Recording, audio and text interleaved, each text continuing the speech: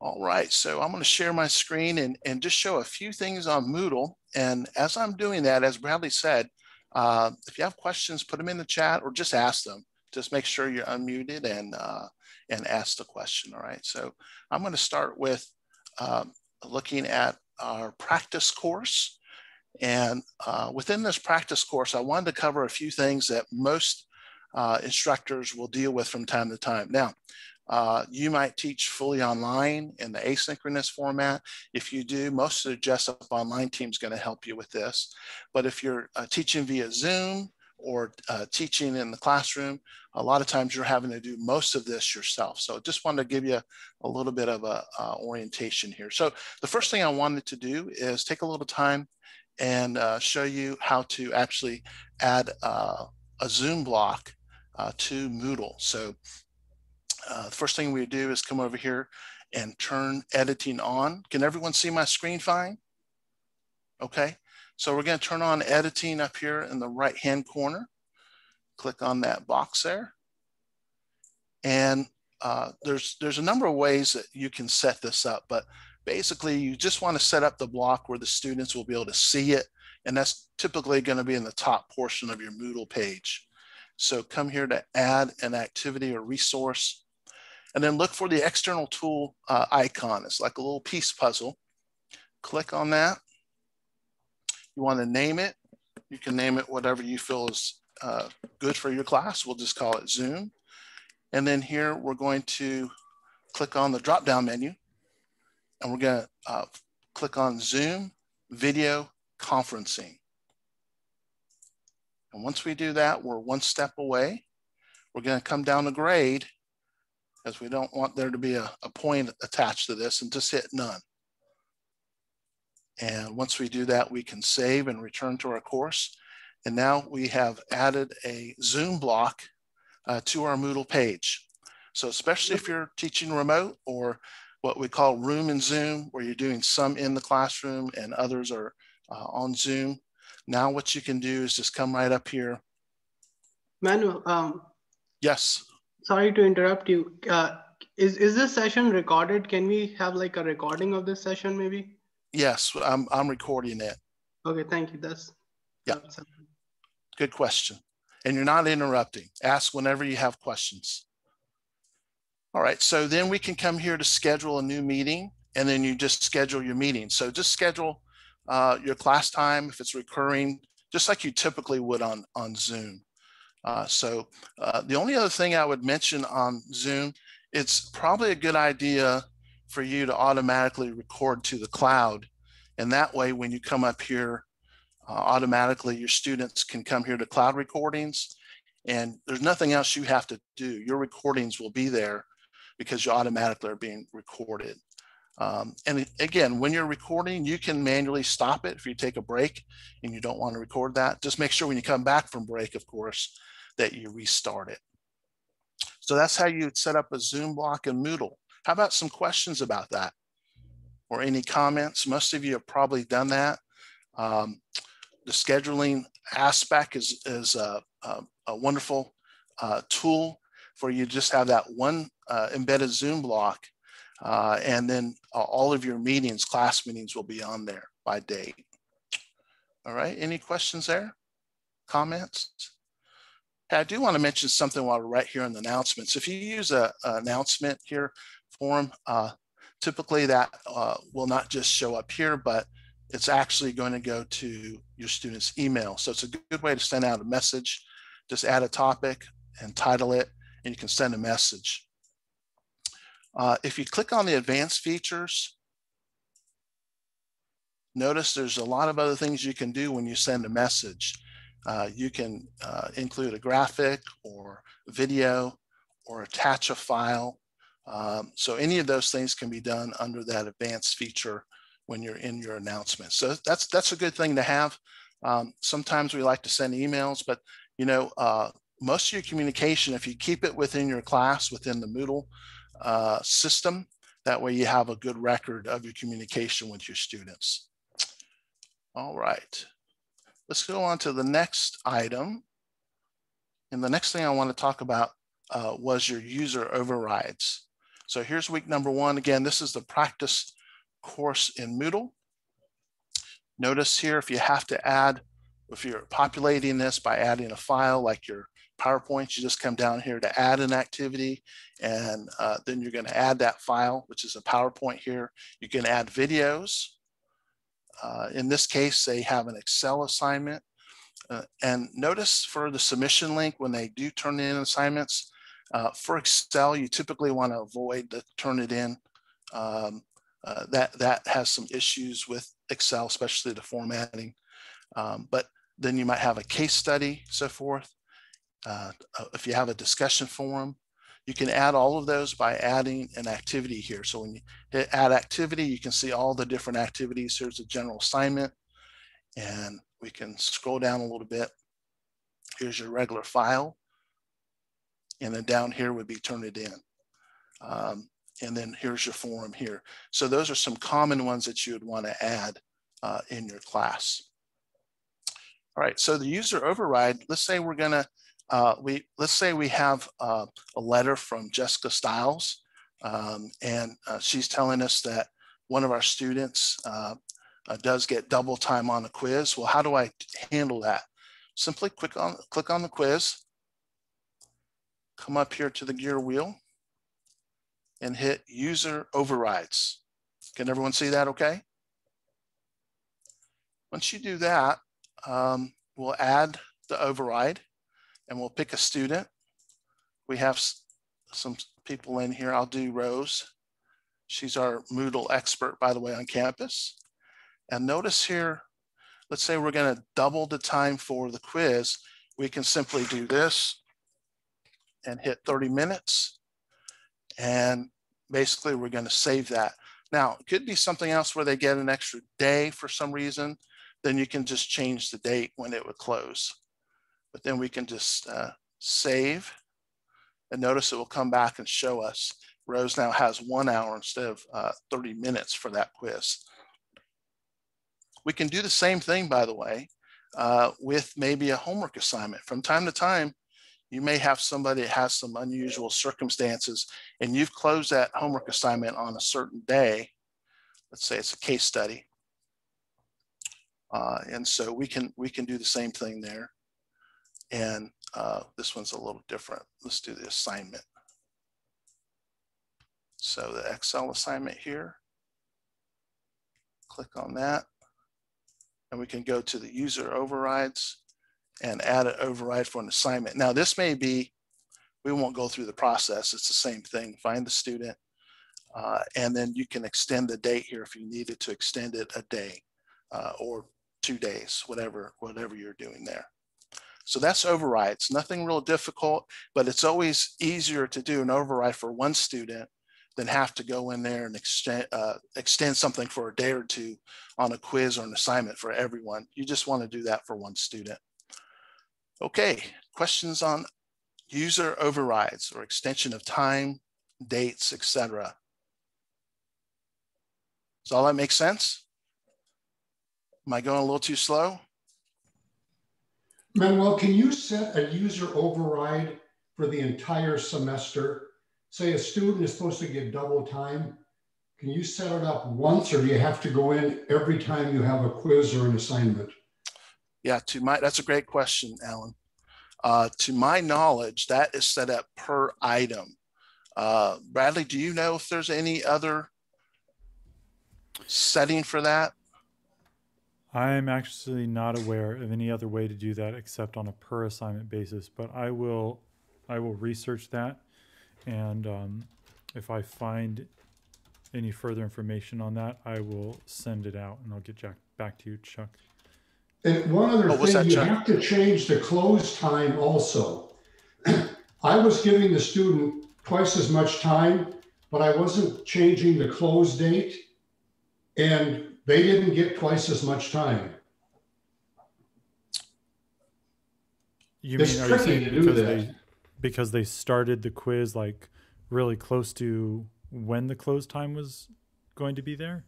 I would start the quiz, let's say at 4 o'clock, and I would close it at 4:15. Everybody got 15 minutes. And I gave that student 30 minutes. but I didn't change the 4:15. So that student's time cut off after 15 minutes. Right.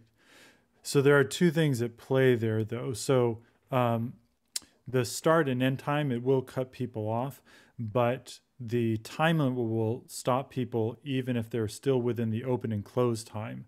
So generally what you can do is you can set the open and close time to a much larger window and then just set up the time limit, and they'll be cut off once their time limit expires for that one instance. But you're right. I learned that the hard way.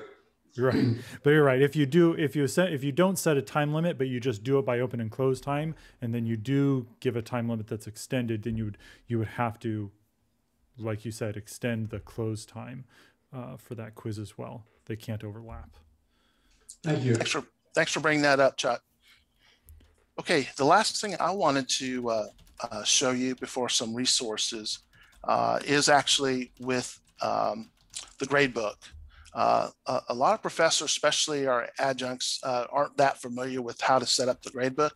I'm going to show you a very simple way to do it where your grade is weighted based off percentages. So let me go ahead and show you a sample here.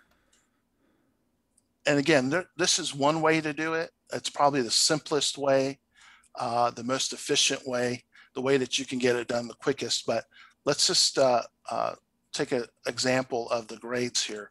So notice in the syllabus here, it's by value or percentage, not by points. And a lot of us are accustomed to having points.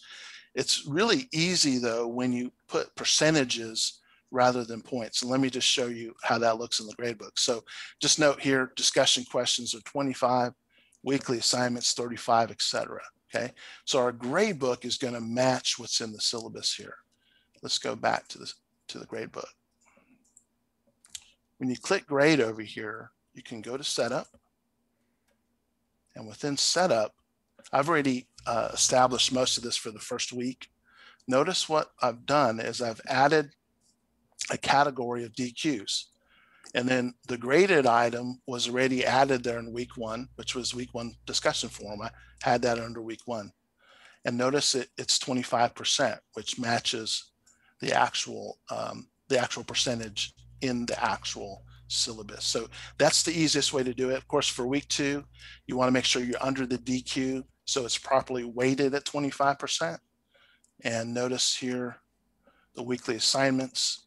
The first week was the ethical standards write-up and then the Excel assignment. And again, that's 35%. And then we had the quizzes were 10%. The case studies were 15, and then the final was 15. So it really is helpful when you create this category and then a graded item right below it. Now, this is a sample, so there's a whole bunch of other stuff below this, but let me just show you what it looks like for you to do this. So for the file or for that category, you're going to use this one here. And that's where you establish the category name and the weight. And then all of your assignments, so this would be a quiz category, and then add a graded item would be quiz number 1 or quiz number 2. The best way to do that for those type of things is just to do it here, like we've done here. Notice quiz number 1 is there. And once we put it in there, then we're just going to make sure that we tie it into the proper category. So notice here under grade, let's see, we have our grade, we have all that aspect here, overall feedback. When we need to create a new one. So let's go ahead and do that.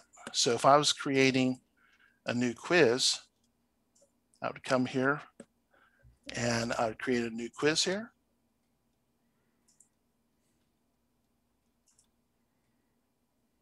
If it would let me, there it is. Adding, okay, and I'll just call it quiz number 2.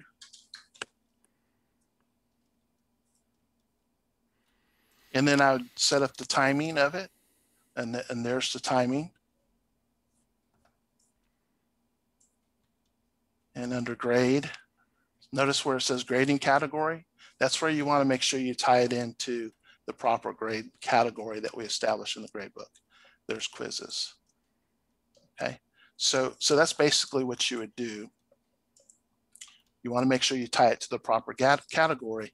So one last check, we'll come back up here and we'll notice in the setup that it's under the proper category under quizzes. There's quiz number 2. Okay, so I just wanted to help you a little bit with understanding an easy way to set up a gradebook where it's properly weighted, and whatever's showing up in this gradebook, like this, look at the view, the order that we put the gradebook in shows up here in the horizontal format here. So you can see the DQ is first, etc. And then we have the weekly assignments, and we can scroll down over to see everything else. But this order is exactly the order that that you set it up in the gradebook. So just realize that. Again, as you see the gradebook, you want to make sure it's organized. You want to make sure your graded items are under the proper category, so they're weighted properly. And the order you put these in is the order it's going to show up in the gradebook for the students as well. So that's a little bit about the gradebook. The final thing I just wanted to point you to was to our faculty one-stop. When it comes to, here's our faculty one-stop, Moodle resources, Zoom resources, Bradley will cover more about this in a moment. Notice our faculty one-stop come to technology resources, and you can see all sorts of resources here. Notice here, Moodle creating a Turnitin assignment. There's extended a quiz deadline. Down even farther, how to upload a file. So plenty of resources here. And our staff member, who is our resident expert in Moodle, is Rose. You can click on Rose's name there, and you can find all sorts of other resources that would help you there as well. So those are some resources for Moodle. All right, I'll stop sharing there and see if there's any other questions before I turn it over to Bradley to cover a little bit about Zoom.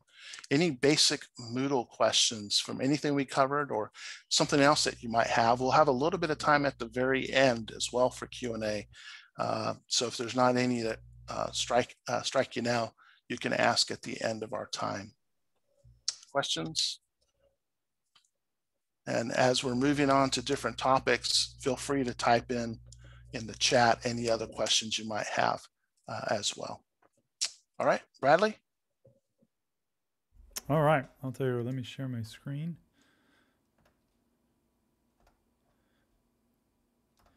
All right. One last thing, I want to make one more quick comment about resources for Moodle.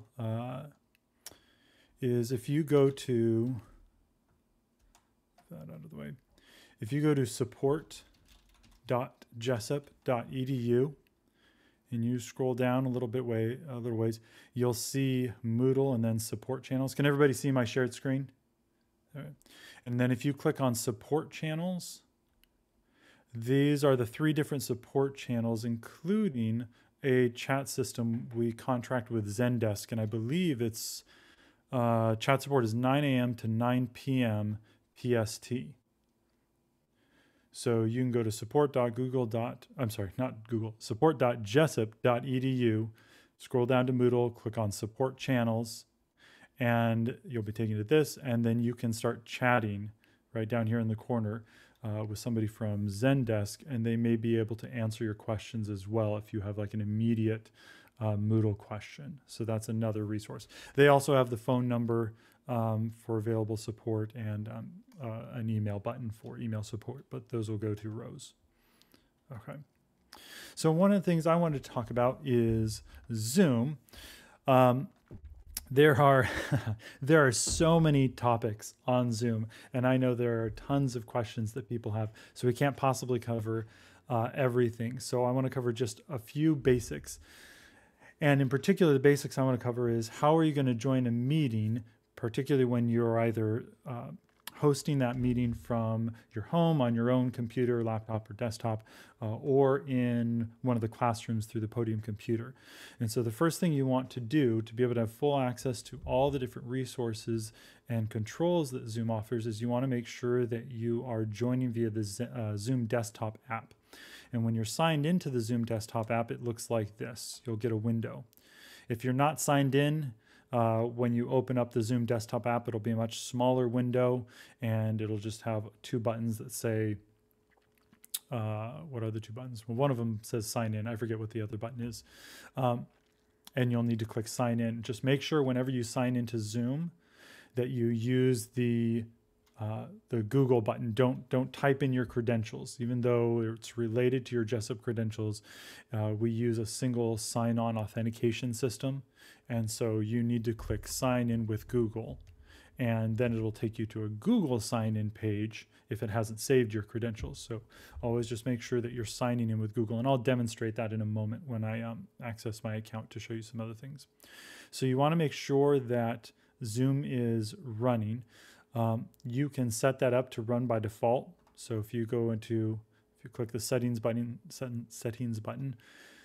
right up here, you can click Start Zoom when I start Windows. I don't have that on my personal computer, but on the Podium computers at school, I do make sure that is checked so that just whenever I sign into the Podium computers, since primarily I'm only signing into the Podium computers at school so that I can do a lecture, I want Zoom to just start up automatically. I don't want to have to remember to, click on the little Zoom shortcut key to sign it, to have it start up and sign on.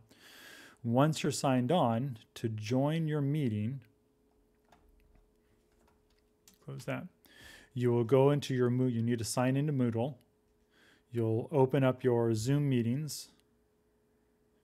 You'll see your upcoming meetings, and then you'll just click join. And that's how you join a meeting. I don't want to click join on this one because I actually don't know whose meeting this was that was created by apparently Nathan. But you just click join and the meeting will start up. Zoom will pop up. Okay, so that is how you join a Zoom meeting. Once you're in the meeting, that's when you can begin to work with all the other settings and anything else. Any questions on just how to join your Zoom lecture meetings, either from your own personal computer or the Podium computers at school? I have a question. Yes, Hervey. Yes. Well, I'm not sure it applies. I'm taking over for another instructor starting next week.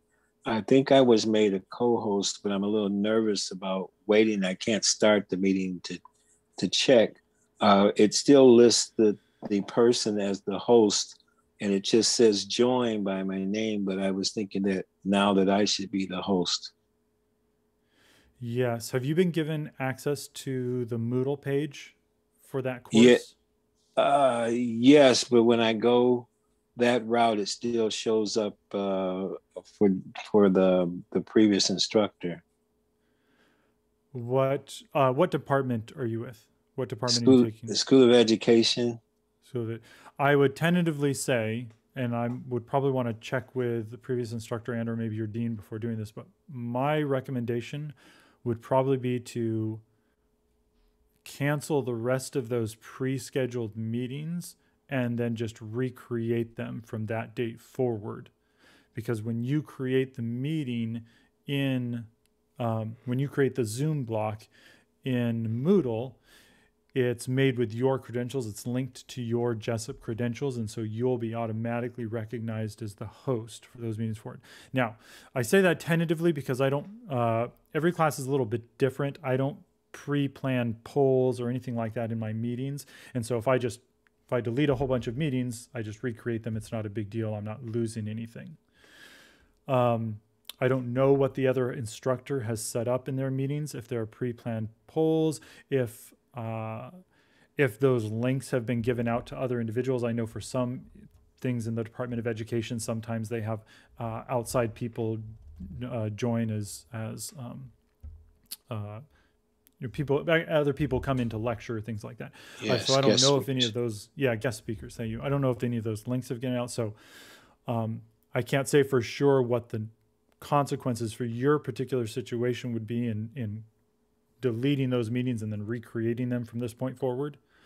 But assuming there aren't any major consequences, like those links haven't otherwise been given out, then I would say that's probably the easiest way to kind of take control of those meetings so that you would have full control. Because the other thing is you do lack certain options when you're a co-host.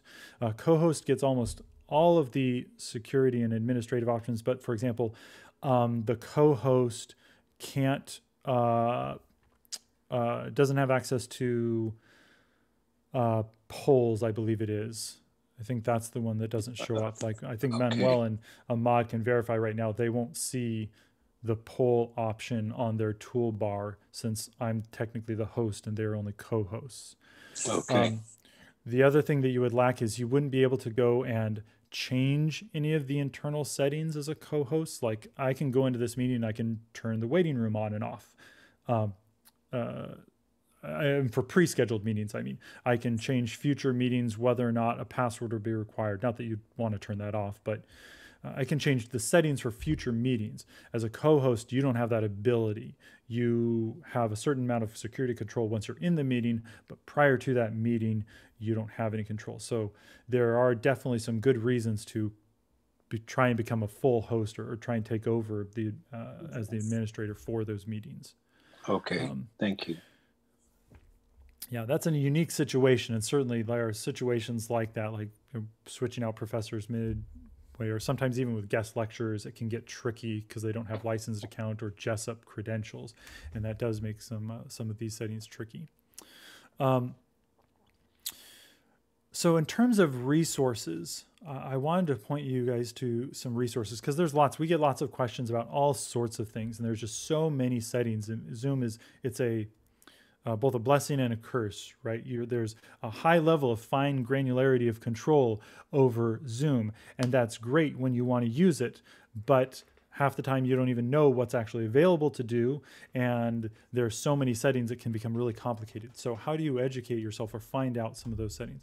So we have some resources available. So one way to get to those resources, again, through the Faculty One Stop. So I'm going to go to Faculty One Stop. There's a couple of different ways to get there. But then if you just search, or is it Technology Resources, and click on that link. And you go to Zoom Resources in that left-hand menu. One of the Zoom resources that it links to is the Zoom, the EdTech YouTube channel. So if you click Zoom Training and Short Tutorials, that'll take you to, actually I want to open that in a new link. There we go. This is a list of videos that myself and the other members of the EdTech channel have created walking, and most of these are fairly short, like 6 minutes or less, walking through very specific features of Zoom and how to do things like running a usage report. So how do you run a usage report that's used to verify, for example, like attendance? Who was on, how long were they on for? So this is just a 4-minute video of how to run a usage report. A 5-minute video of doing live captions via web captioner. Claiming host. This would be for if you accidentally sign in and you aren't host, but you signed in and now you need to claim host.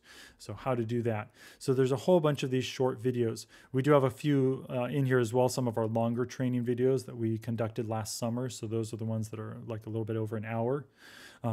But if you're just looking for short tutorials, and we're adding these slowly, so I continue to make these videos over time. But this is a good resource. And so you can link to that through the Faculty One Stop, or if you just want to find our EdTech channel, you could just subscribe to the EdTech channel and then just go to the EdTech channel anytime. So the link to the EdTech channel, incidentally, is in that Google Doc that's attached to this calendar invite. So if you go to that Google Doc, one of the links near the top of the resources is just the EdTech channel, and you could subscribe to that or at least bookmark it so that anytime you want to get there, because we have other resources as well. That was a playlist for all of our YouTube videos. We do have a playlist for some general EdTech trainings and some Moodle trainings. And again, we're we're slowly adding more videos as we have time to make those.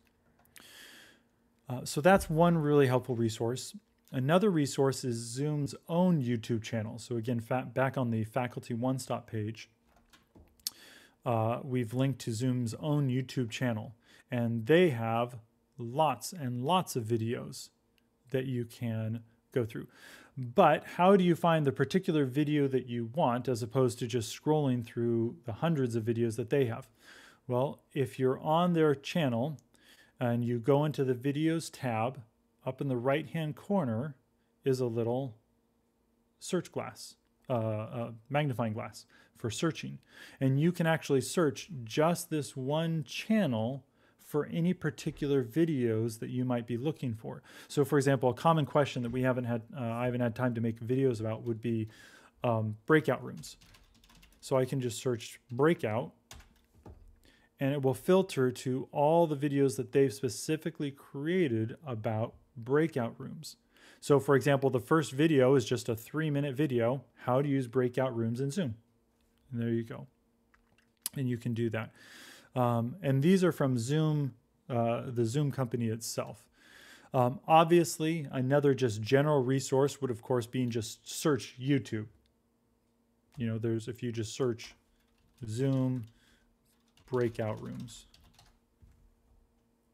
And of course, the first video that comes up is actually their own video, but there's lots and lots of resources. Now, admittedly, anytime you're doing, anytime it's not you're directly asking somebody a question, of course, you may have to spend some time going through and filtering, because some of these videos may cover your specific situation and what you want, some may not, but it's a place to start.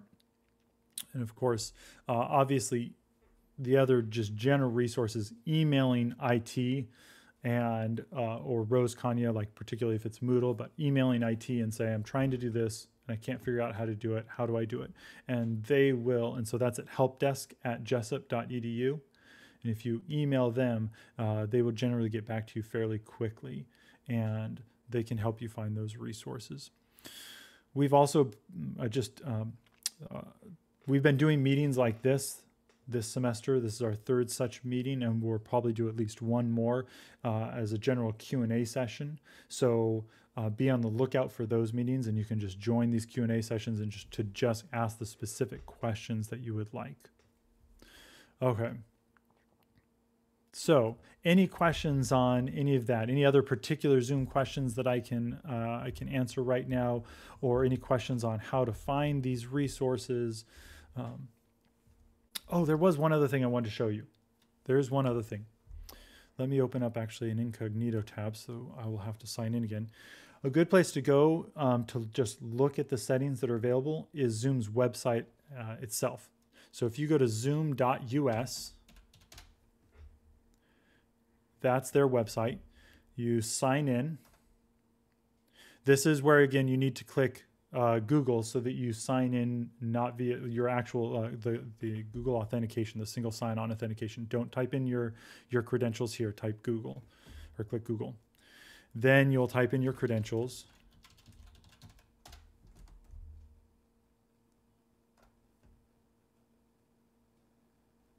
Sorry, I have 2-factor authentication enabled, so it's taking me a little bit longer. Okay, now I'm in. Okay, and you're in your Zoom settings. Anything that you control, and even actually a certain higher level of control, is given to you through Zoom's website specifically. So, for example, all my meetings that I've set up via Moodle actually appear here, and I can edit them either in bulk or singularly by just clicking the edit key next to any particular instance of a meeting.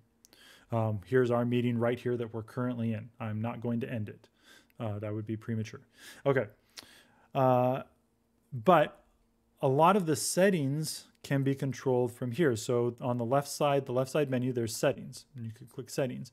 This is all the settings. Again, this is where it can start to feel overwhelming, because there's just hundreds, well, maybe hundreds is overstretching a little bit, but there's, maybe 100 different settings here.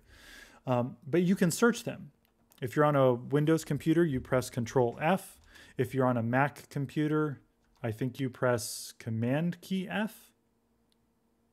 and it'll open up the search key, and you can search by what you're trying to do. For example, if you want to search mute, it'll show you all the instances of where mute appears in the settings. And so, for example, I haven't created this video yet, but one video that I've been planning on creating is how to mute participants automatically on entry. It's just a setting here. And if you click this setting, any meeting you create from now on will be set with this default setting that as soon as people enter your meeting, they will be already muted. So you won't have to ask them to mute unless they unmute themselves, in which case then you ask them to remute themselves. But as long as this setting is ticked, they will be muted automatically when they enter your meeting. So you can do that for any type of feature that you're looking for. If you're looking for breakout rooms, it has different settings for breakout rooms. Trying to think of what else you might be searching for, but just try searching the settings and seeing what's available. You might even be surprised by some of the settings in here that you didn't even know there were things that you could control. Polls, I guess that would be another one. So polls, I guess there's only one setting for that, but yeah. So that's another good place to go to either edit your meetings or to look at all the different settings that are available that you can control for your meetings. So, okay. That's all I have to say for the moment about Zoom and resources. Any questions? Well, Tim. I asked another. Oh, go ahead. Let Tim first. I saw his hand. Sorry, and then Hervey again. Oh, Tim, I'm not hearing you. It doesn't say that you're muted, but Tim, we can't hear you. Oh, I see is it the question that you asked in chat? Okay. Tim says he's only hearing out of one ear and not in stereo. As far as audio goes, there's no setting that I'm aware of that specifically changes between mono and stereo audio. My guess is that that's an issue with your computer itself. So I've never encountered that particular issue, so we would probably have to troubleshoot that a little bit more because that could be a couple of different things. That could be a hardware issue, could be a software issue. So I would say maybe sometime, are you on a laptop or a desktop? Laptop. That would be the kind of thing where if you can make it to campus, bringing your laptop to IT and having them look at it directly, because my first guess is that it's a hardware issue. Or setting directly on your laptop. I doubt that has something to do specifically with Zoom, although I could be wrong. But I am not aware of a setting that directly controls mono versus stereo audio within Zoom. Okay. Sorry, and then Hervey. Yes, this may not be necessary, but I do supervise student teachers who have been Zoom bombed. And so it's interesting. What is the best approach? Is it like moving the people out of the room or having everybody muted, or what's the good approach if by chance, no matter how unlikely that it actually happens? Sure. So I will say there's no silver bullet for this, unfortunately. But there are some best practices that you can try and follow to help prevent Zoom bombing. The first is make sure that you've added a password to all of your meetings. I believe that is in one of these settings, incidentally. I think they call it passcode. There we go. One too many. There we go. So, for example, require passcode when scheduling new meetings, require passcode for instant meetings, require passcode for personal meetings. So these settings right here, you want to make sure that these are ticked on. And that will make sure that every meeting that you create will by default be passcoded. All right. Now, what does this prevent? This actually doesn't prevent much. It's still good to have, but it doesn't prevent much, because what this prevents is people basically doing a search for your random meeting identity and just throwing it into their browser and joining. And while that's possible, there's so many possible meeting identities anyways, that's probably not how most Zoom bombs are occurring. Zoom bombs are generally more targeted than that, than simply a random search for random IDs. What this doesn't prevent, unfortunately, is people giving out the meeting. So if you know, when I send this meeting to my students, the passcode is embedded in the link in Moodle. So that means if the student copies that link and they send it to their friend who's not in the class, that person can still join the meeting. They have the passcode there. I mean, basically, there's no way to allow your students in without giving them the password. And if they want to then give that password to other people, there's nothing you can do to stop that. So what's the next best practice? I would say for meetings, make sure that you have waiting room turned on by default. That's another setting. So if you just do a search for waiting room, let's see, that's not the one I want. I want the one here. Okay. When participants join a meeting, place them in a waiting room and require the host to admit them individually. I actually don't have this turned on by default for all meetings, but I do have it turned on. It's a setting when you're creating your meetings in Moodle that you can turn on for that set of meetings. And so I've turned it on for all my Moodle meetings. What this allows, and quite a few of you experienced this because I had it turned on for this meeting. So when you initially joined the meeting, you didn't jump straight into the meeting. You were put in the waiting room, and then I had to admit you. And then once we started the meeting, I actually just turned the waiting room off. Again, that allows you to be have a little bit more control about who is joining. So people aren't just jumping into your meeting haphazardly. However, it's still not a silver bullet because you still have to make a decision. If they put a name and if they put their name as some other student, then you might think that's somebody who should be in the meeting and you'll let them join. And then it turns out it's not, and there's nothing you do. So again, there's no silver bullet there. Another thing is to make sure to require an authenticated account. Oops, sorry, didn't mean to put that in the view. To require an authenticated account. So this is another, I don't have it ticked on here, but I do have it. It's another setting you can do when you're setting up your Moodle meetings to require authentication. Again, this doesn't technically prevent outside people. It just requires that whoever joins has an account with Zoom. So people won't be able to join as a guest, but they still could just create a random Zoom account with their own email address, and then that would still serve as an authenticated account. So yeah, again, there is no silver bullet. So the last piece of advice is know how to drop people very quickly from the meeting. So know exactly where that participants button is and how to click on somebody, click the more button, and click well, yeah, that's a co-host. I can't drop them.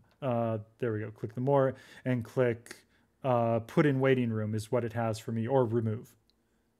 So just be ready to know how to do that and be ready to do that quickly if you were to have that type of a situation. Certainly having other people that are co-hosts that could do that for you, that are monitoring participants, would help as well. So. Thank you, Bradley. That's very helpful. All right. Yeah, sorry, none of that is the silver bullet, but it is an issue, but hopefully it's not happening too often. Well, it's not happening maybe at this level. It's definitely happening in elementary, middle, and high school. And it's my guess is that it's probably those students thinking they're going to be funny and giving that meeting ID and password out to their friends and saying, hey, wouldn't it be a lark if you jumped in and did something.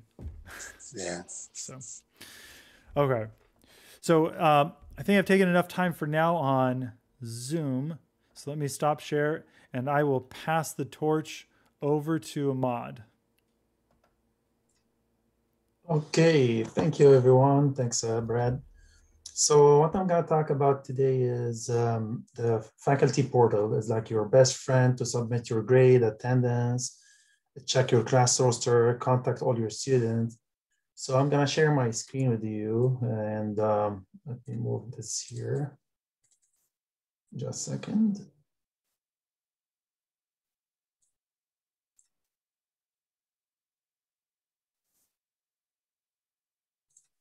Okay.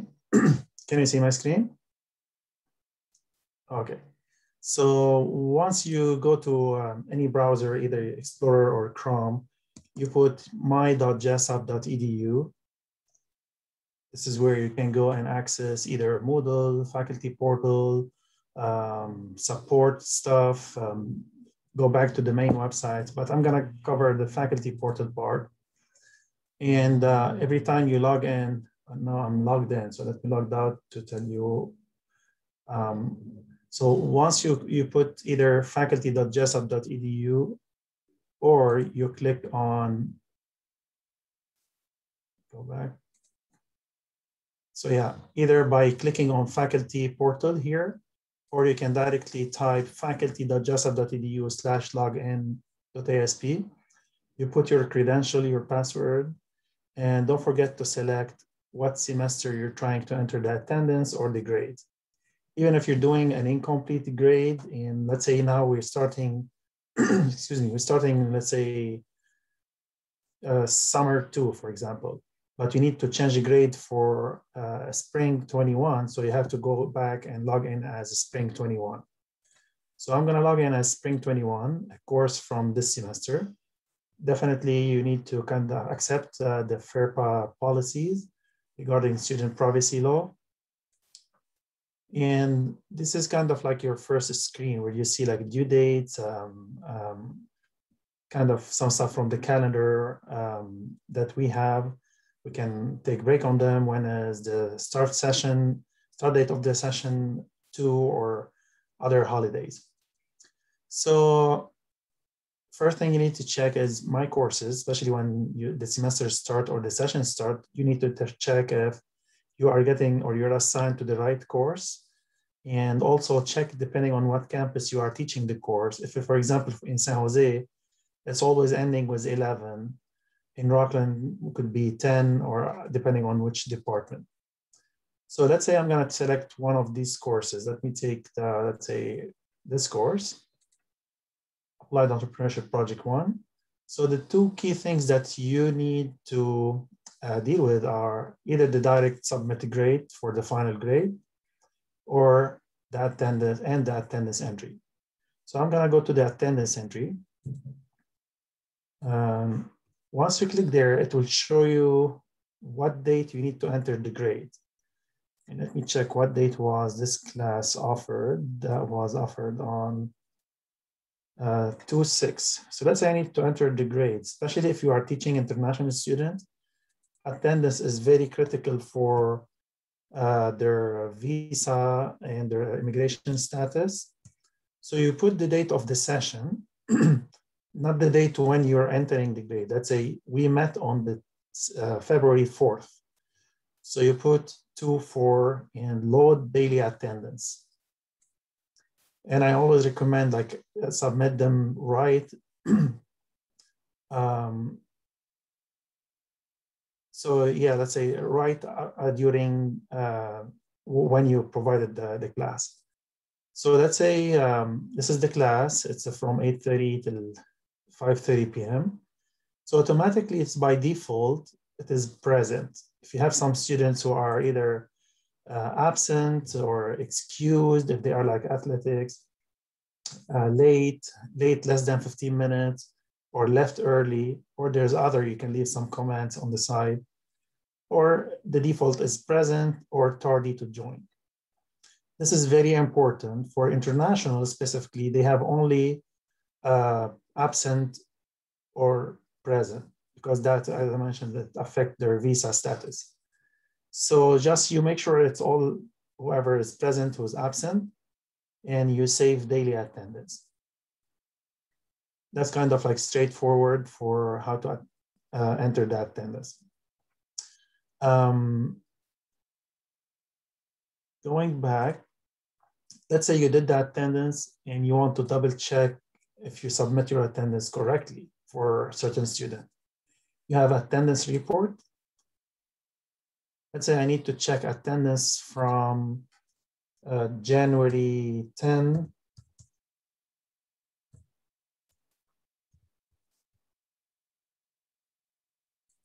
Oops, January 10. Let's say till March 2nd. and view attendance, it will show you all the students attended what day. And you can, if you need like to report, sometimes like the department director will ask you, did the student attend the class? Or, you know, so especially also international, they get a lot of requests for information. So we have to provide their attendance, or they need them sometimes for financial aid. So this is where you can retrieve it. Any question regarding the attendance part? No? Great. So the second part is the grades. So when you need to enter the grades, so you go to direct grade submit. And I'm going to be very careful here, because if I click next, then it will give grades for the students. So you select final grade. This is after you enter all your grade in Moodle. When you get the final grade in Moodle, you come to the faculty portal and you just enter the letter grade here. So final grade, it will show you that screen.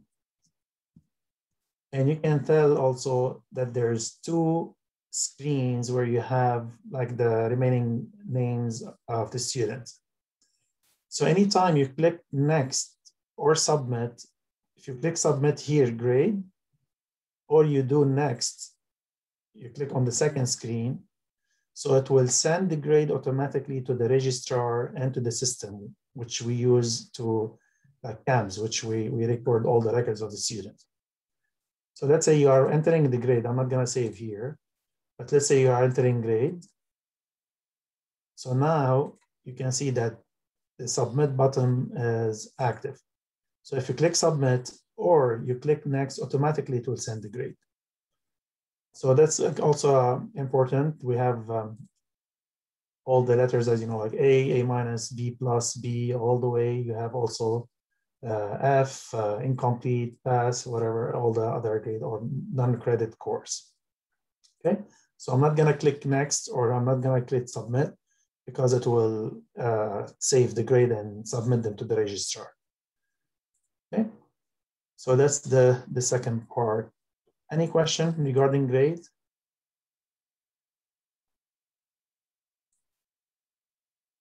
Oh, cool, you're making it easy on me. Okay, so then we come here. Currently, we have some faculty, they've been sometimes helping and advising students for registration. Currently, the student success coaches are helping with that, so you don't need to worry about it. You can here see all the courses offered by the university for that term. If you just want to check what courses are available, if you have common project or you want the students to work with some different courses, so you can check all the course offering. You have also course masters, like the name of the course and the course description if you want to know about certain courses. So this is kind of like a good way to check what kind of courses are offered this term, with some details to them. Advising, again, the student success coach are now doing all that. You don't need to worry about it with the registration. Directory, there's directory for all the faculty on with JESUP, online and on campus. So also, if you don't have it, I'll tell you, or if your name doesn't show here, I'll tell you from where you can put your name to be seen by other faculty in a second. Okay, so this is like the contact of all faculty. You can search by name, by letter, definitely by their last name, I think. Last name, yeah. Okay, so in my info, there's this class schedule. Let's say you know that the semester starts, let's say March 8th, but you don't recall when is your schedule. Is it Monday or Tuesday or on the weekend? So this is where you can see when is your class offered and what time. That will help you remember. You don't need to go back to your contract and check when is my class starting and what day I'll be delivering the class. So this is different than, this is the session date, not when the semester starts. because some courses, again, I'm always giving the two scenarios. The semester starts, let's say, March 3rd, but there's like they don't have class until maybe March 23rd. This is where they meet. So this is where you can see when is your meeting date for your class. Also, you can put your office hours here.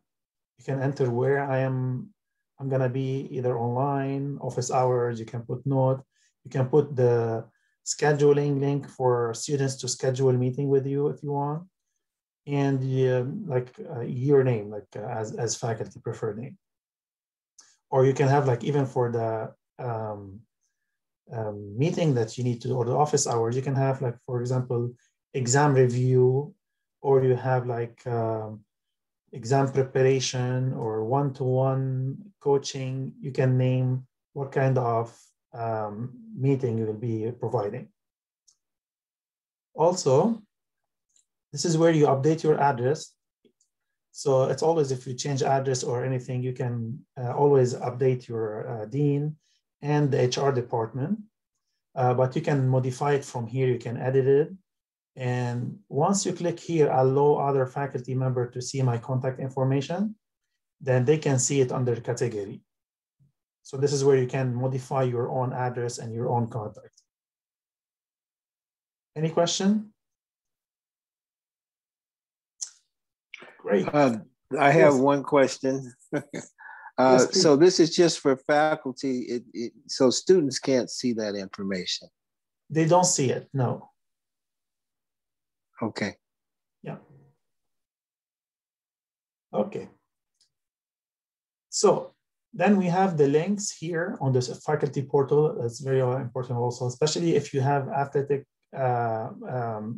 events, some student in the class, and you need to know when they are traveling, when they have game. You can click on that link and you can see when they are meeting, where they have game. So they can be excused, or if you, for example, you need to do a test, so you know maybe to reschedule it. Again, it will help you find out and plan your class accordingly for all the students in your class if they are on the athletic team.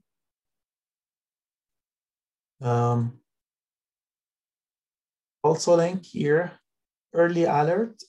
If you have students not submitting assignments, not participating in discussions, missing the Zoom session, sometimes not attending all the time, I don't know, playing a video instead of them being real behind the camera. So you can always set an early alert, and you just need, either you click here and you can send an early alert, or you can go all the way down and submit an alert. Automatically, it will go to his student success coach, to his dean of the department, or the director of the department. Okay. Another important link is you can go to your email from here. If you forget to click like mail dot, should be Jessup, this one. I think this is my. Yep, so if you forget to go to your email, you can click and directly go to your email from the main portal here, instead of writing like mail.jessup.edu. The faculty one-stop shop, also you can go from the faculty. So from the faculty portal, you can access everything. Your Moodle, your resources, as Bradley and Manuel mentioned here, like technological resources, anything that you need to learn about. I would like to do a research, or I need to submit. If you are a full-time faculty, let's say you need to do research in exchange of teaching a course. So this is where you find all the information that you want. Also under links, you can go to the library to check maybe some of the available resources that we have, ask for a book, maybe request, maybe, I don't know, like a special training for certain students in the library. So you can access everything related to the library and their pages from your faculty portal. Again, you can go to Moodle here. you can go to the main page, My Jessup as well. So Task Team, I don't think we're subscribed to it currently, but this is like kind of to do the assessment for the classes, but we're not doing that in the meantime. Yeah, I think that's kind of mostly all the stuff that I'm trying to share with you. Again, if you're teaching international student, attendance is very, very important to be entered immediately, because the next day we report that, and we have these to be like kind of available if they got any RFQ or RFE, sorry, request for evidence or request for information.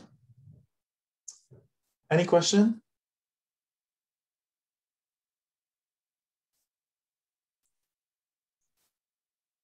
Okay, I think that's it from my side. All right. Thank you, Ahmad.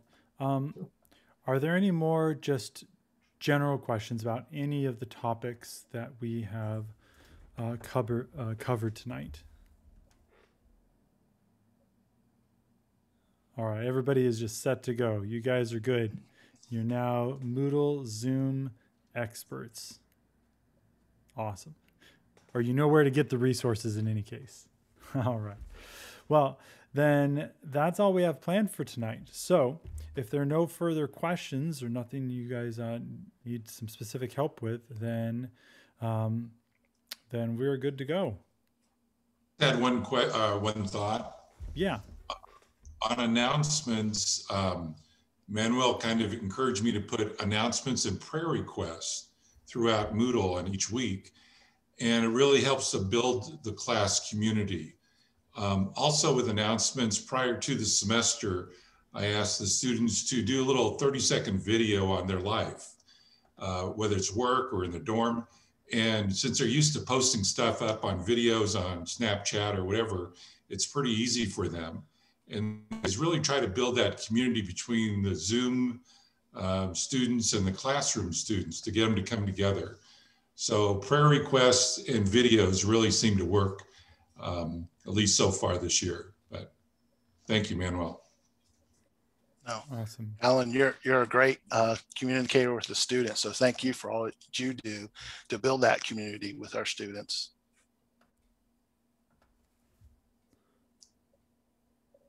Excellent. Hey, we want to thank. Actually, I'm going to add one more thing. I think, sorry, I missed telling you about it. So I'm going to share my screen again. It's a very quick thing.